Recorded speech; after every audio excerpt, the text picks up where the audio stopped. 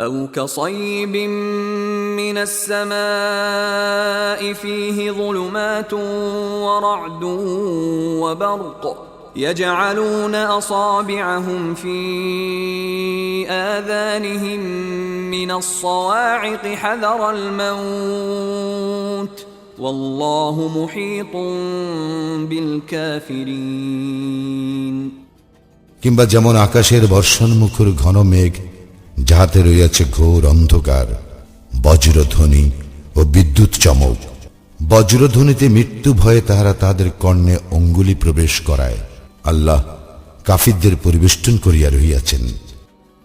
يكاد البرق يخطف أبصارهم كلما أضاء لهم مشوا فيه وإذا أظلم عليهم قاموا ولو شاء الله لذهب بسمعهم وأبصارهم إن الله على كل شيء قدير বিদ্যুৎ চমক তাহাদের দৃষ্টিশক্তি প্রায় কাড়িয়া নেয়।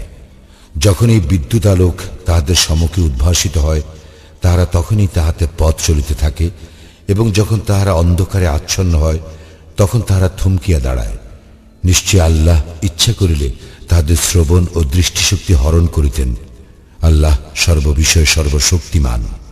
يا أيها الناس اعبدوا ربكم الذي خلقكم والذين من قبلكم لعلكم تتقون হে মানুষ, তোমরা তোমাদের সেই প্রতিপালকের ইবাদত করো, যিনি তোমাদের ও তোমাদের পূর্ববর্তীগণকে সৃষ্টি করিয়াছেন, যাহাতে তোমরা মুত্তাকী হইতে পারো। الذي جعل لكم الأرض فراشا والسماء بناء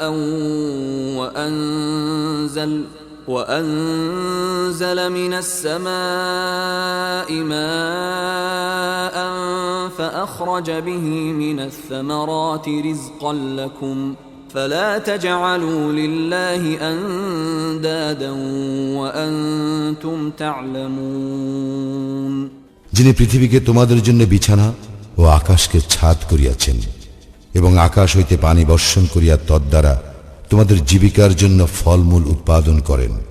সুতরাং তোমরা জানিয়া শুনিয়া কাহাকেও আল্লাহর সমকক্ষ দাঁড় করাইও না।